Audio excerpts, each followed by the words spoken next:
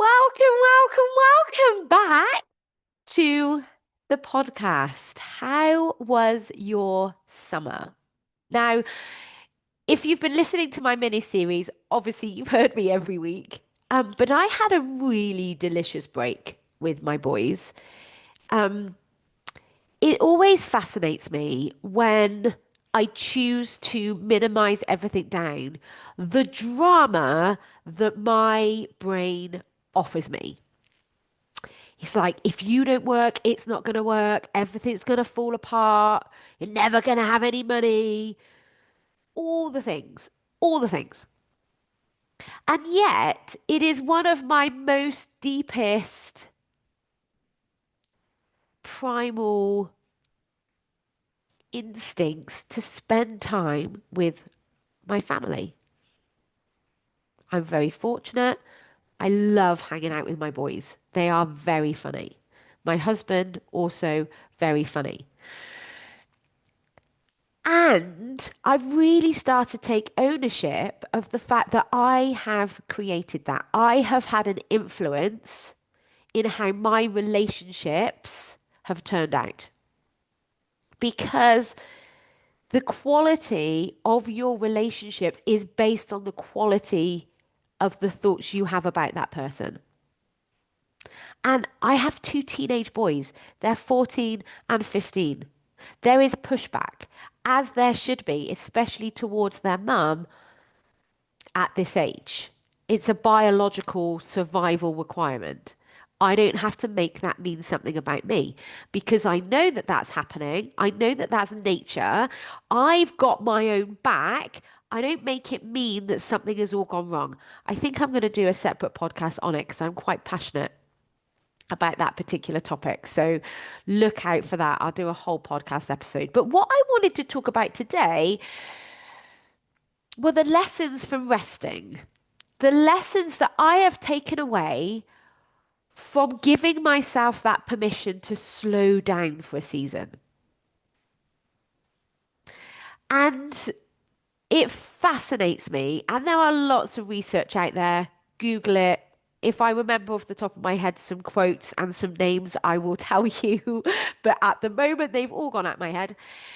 But rest is vital. It's not a treat. It's not a nice to have. It is an actual requirement if you want to be the most incredible woman in your life for your family, however that looks for you.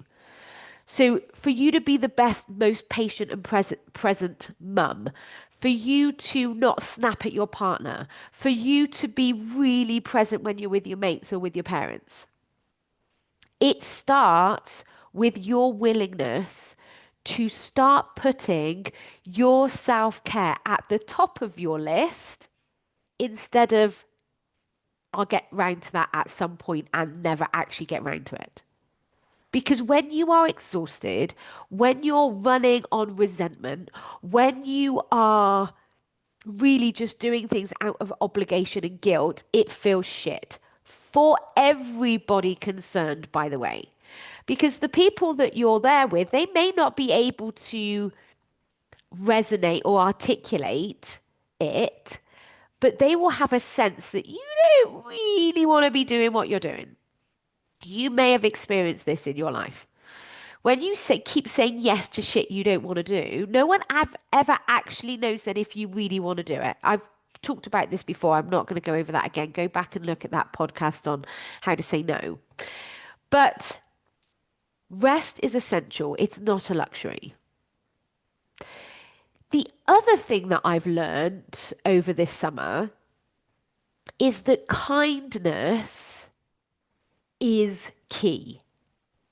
And I'm not talking about kindness to other people, although that obviously does come into it.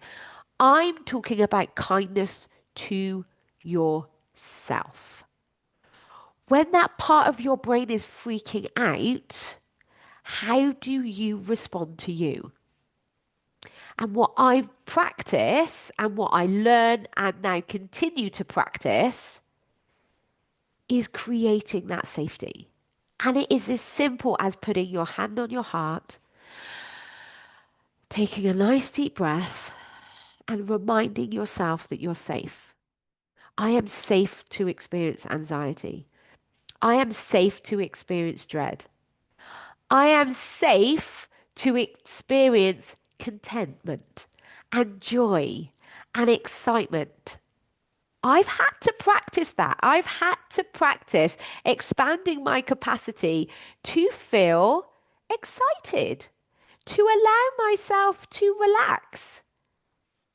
We don't practice that. That's why it feels kind of wrong on some level because we're not used to it. Our body is addicted to rushing, to the overwhelm, to the constant stress that we think life throws at us. Resting, taking a little bit of time out, whether that's with your family or on your own, and giving yourself kindness in that process is key. And then the third thing, and I knew this before, but every time it happens, I'm like, it cements it even more, is that when I rest, I get some really amazing ideas. Because what is happening physically in your body, cortisol lowers, which means you come out of your survival state and then you have access to your higher wisdom. When cortisol is high, your brain and your body is only worried about survival. It literally needs to do is, do I need to fight? Do I need to run away? Do I need to fawn and people please, or do I need to freeze in the and do nothing? They are the four basic survival responses to a life-threatening scenario. So when we take a break, even if it's just 10 minutes walking around the garden and looking at the trees, cortisol is lowered. And I've spoke to people that wear those little, the little insulin monitors, and they say that when you get stressed, insulin raises, cortisol rises. Literally, they go outside for a walk thinking this isn't going to do anything, come back, look at the data, and their cortisol drops. You can then access your wisdom. You are so much more effective at your job, at your relationships, when your cortisol is lowered, when you are able to access your higher wisdom. Because we get into this kind of badge of honor. Oh, I'm stressed. I'm rushing. I must be important in some way. And I'm calling bullshit on it. That is bullshit. You know that you are a much better version of you when you are calm, when you are rested, when you are nourished. And that is not your partner's job. It is definitely not your children's job. Neither is it your parents' or your friend's job to do that for you. That's your job. It's your job to give yourself permission to carve out time to fucking rest. Stop. Slow down. The world will not end. No one will die because you are resting. And should someone die, that's not because you're resting, that's because it was their natural time to pass, regardless of age. I'm not going to go into that. But your brain might be like, yeah, well, I rested. And then, okay, shit happens. It's not that you're resting. Shit happens even when you're going. And then you burn out and you're gone and you're not available for anybody because you are a blubbering mess on the sofa beating yourself up. That is not good for anybody around you, and it's certainly not good for you, and you will not be your best self at work or at home. And I say that with so much kindness. This is a skill that you get to learn and then practice, just like cooking. You don't learn to cook and then suddenly miraculously the meals appear in front of you. I wish they did, but they don't. You have to cook every day. You have to do something in order to have that food in front of you. It's exactly the same with resting. You learn the skill and then you practice it daily. So even if it's just 5 or 10 minutes a day when life is hectic, 5 minutes, celebrate that. That's a beautiful thing. When it's a prolonged period of time like the summer, lo and behold, nothing happened to me physically. It was safe for me to stop. And because I've stopped, because I've got so many ideas now, I am ready to get back to it. Those first few days when the boys get back to school, I always feel very like I don't like them going back to school. I love it when my boys and my husband are at home most of the time. So when they all go back, I always feel this emptiness. I realize I'm safe to feel that emptiness. I let myself have a couple of days doing whatever I want to do. So I went to IKEA this year. I did a little bit of marketing. I went and had a massage. I sat and chatted to my mate for the rest of the day. I would did that with a lot of kindness, not from trying to escape that feeling, but allowing myself to be with it. And now I'm ready. I'm ready to get back to it. I'm ready to open my doors to new clients. I'm ready to start my 30-day marketing strategy.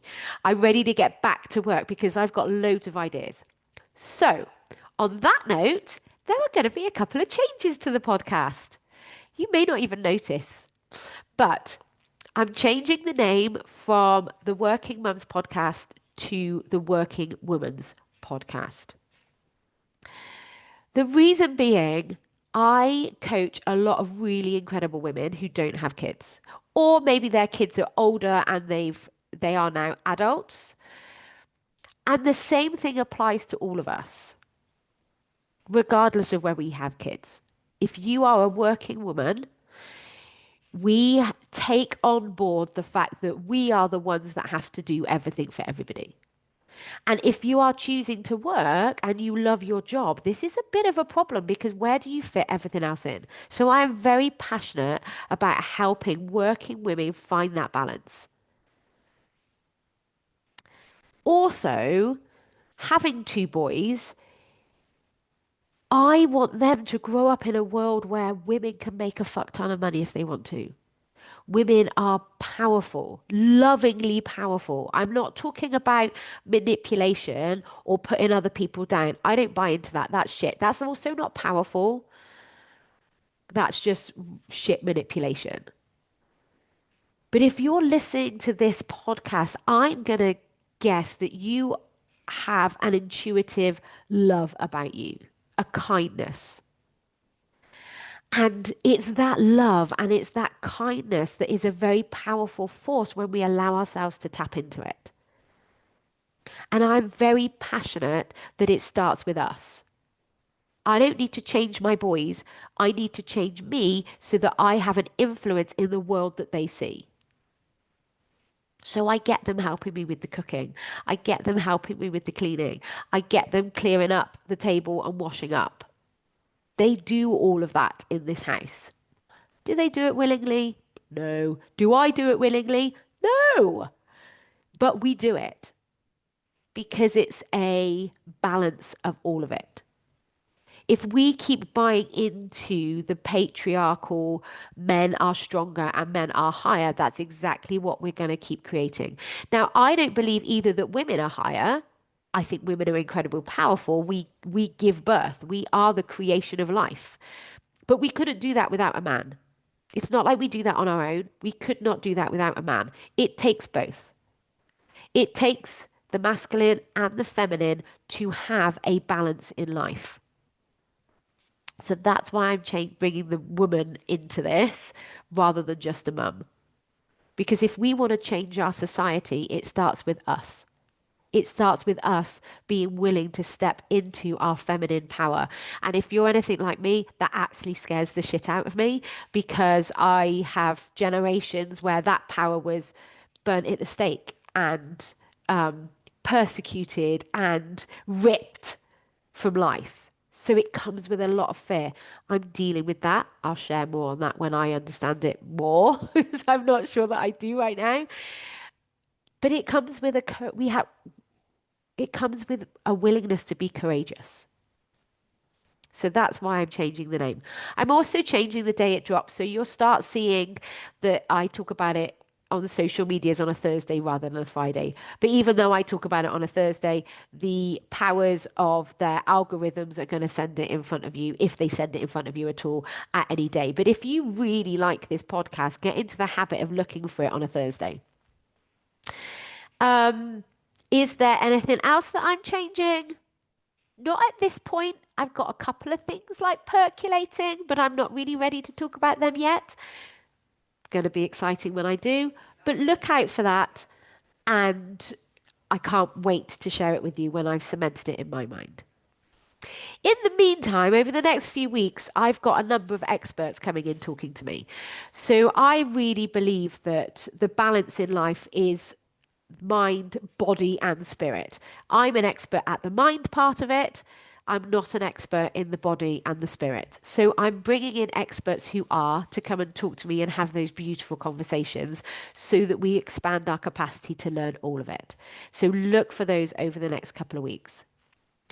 And if all of this resonates with you and deep inside there's a very definite yes, I'm ready to look at myself, I'm ready to do this work, my doors have reopened.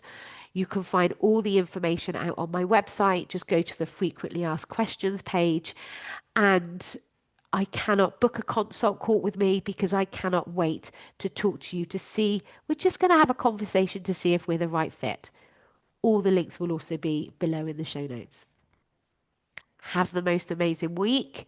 It's wonderful to be back, and I'll speak to you all again next week in my first interview. Take care. Bye.